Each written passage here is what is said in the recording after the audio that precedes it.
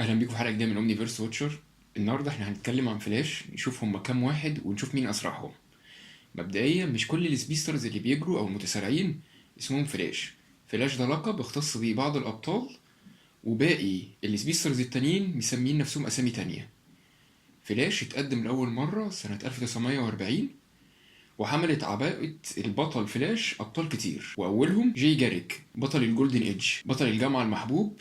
كان فلاش من سنة 1940 لغاية 1951، ومن 1961 لغاية 2011، ومن 2017 لغاية دلوقتي. بقى فلاش عن طريق إن هو كان بيعمل تجربة في المعمل، وحصلت بعض التفاعلات. كان بيعمل تجربة على حاجة اسمها الماء الثقيل أو الهيفي ووتر. طلع من التجربة دي متسارع أو سبيستر، بيلبس طاقية ليها جناحين كده بترمز لهيرمس إله السرعة عند الإغريق. تاني واحد باري ألان، عالم الطب الشرعي. كان فلاش من سنة 1956 لغاية 1985، ومن سنة 2008 لغاية دلوقتي. زي ما احنا عارفين هو بقى فلاش عن طريق ان هو اتضرب بالبرق، وكان في شوية كيماويات على الرف وقعت عليه بالمرة. الموضوع ده في الاخر طلعه متسارع عنده قدرات، سمى نفسه فلاش تيمنا بالبطل الطفولة بتاعه جاي جاريك، اللي هو كان بالنسبة له قصة كرتونية مش اكتر قبل ما يعرف ان هو حقيقة.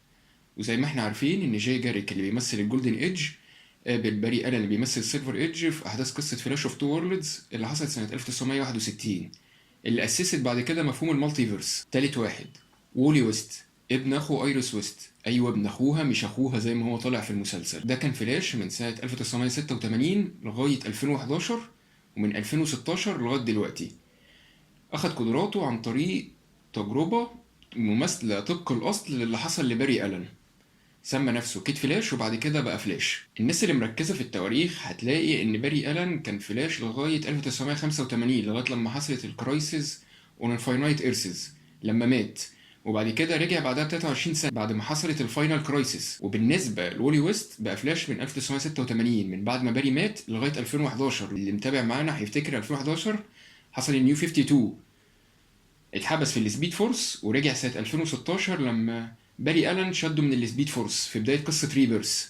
دي كانت شوية هنت سريعة للناس اللي مركزة معانا من الحلقات اللي فاتت. رابع واحد بارت ألان، حفيد باري ألان وأيريس ويست من المستقبل. كان فلاش في الفترة ما بين 2006 ل 2007. كان مسمي نفسه امبلس وبعدين كيد فلاش وبعد كده فلاش. حصلت له حادثة غريبة بعد الفاينايت كرايسيس، ان هو السبيد فورس اختفت. فاكر ان هو ما بقاش سبيستر او متسارع ما عندوش قدرات، وبعدين طلع ان السبيد فورس كلها جوه جسمه.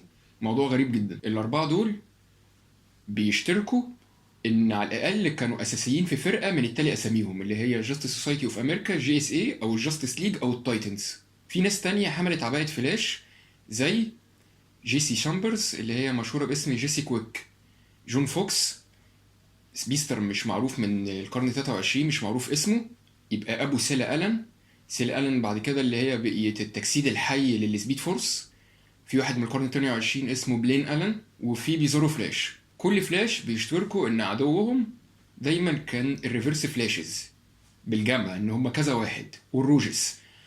ودول ممكن يبقى ليهم حلقة بعد كده لوحدهم. بيستمدوا قدراتهم من السبيد فورس، بيعرفوا يسافروا عوالم موازية، بيعرفوا يسافروا عبر الزمن، بيعرفوا يسبقوا الجاذبية وانهم يطلعوا ويجروا على المباني، بيعرفوا يولدوا تيار هواء عن طريق ان دراعاتهم بتتحرك في اتجاه عكس بعض كده، بيعرفوا يولدوا شحنة كهربائية من جسمهم، ويعرفوا يخترقوا الاشياء كمان. بيفكروا بسرعة، وزي ما باري ألان كان قال انا بفكر بشكل اسرع من اوتو سكند. وعشان بيفكروا بسرعة، ناس اللي بس جامدين زي جوريلا جرولد وزي مارشال مان هانتر مش بيعرفوا يقروا افكارهم. وعشان بيفكروا بسرعة بيتكلموا مع بعض بسرعة جدا، لدرجة ان هو البني ادم الطبيعي لما يسمع كلامهم يفتكر ان دي مجرد ضوضاء. وعندهم القدرة برضو ان هم يغيروا من الترددات الصوتية اللي طالعة منهم عشان محدش يتعرف عليهم. بيقدروا يسلفوا او يستلفوا السرعة من سبيسترز تانيين.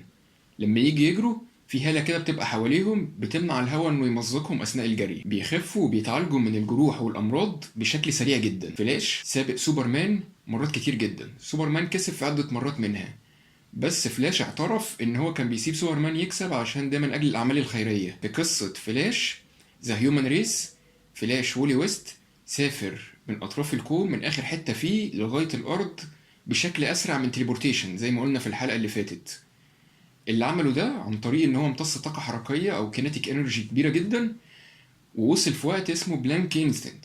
بيعرفوا يعملوا سبيد افاتارز من نفسهم. نيجي بقى دلوقتي للسؤال المهم، مين فيهم اسرع فلاش؟ والله هو اختلف العلماء في ذلك، وفي ناس كتير قالت كلام كتير في الموضوع ده، بس مؤخرا دي سي حسمتها في قصة ذا فلاش وور عن طريق ان باري الن قالها لولي ويست صراحة كده، انت اسرع فلاش ومفيش حد اسرع منك. وبالفعل في القصة دي وولي ويست سبق باري الن، ويعني انقذ المهمة وانقذ اليوم. لذلك وولي ويست هو اسرع فلاش. ومش بس كده، ده ممكن يكون اسرع كائن جه على وجه البسيطة زي ما قال ماكس ميركوري. هو وباري الن الاتنين بس اللي عرفوا يسبقوا بلاك فلاش.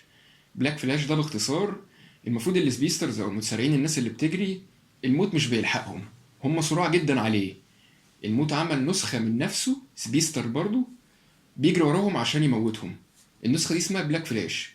باري الن وولي ويست الاتنين بس هم اللي سبقوه، اللي هو ليترالي او حرفيا هم اسرع من الموت. وولي ويست برضو كانت سريع جدا لدرجة انه سبق البيج بانج بداية الكون، وسبق الانتروبي اللي هي نهاية الكون، سبق البداية والنهاية.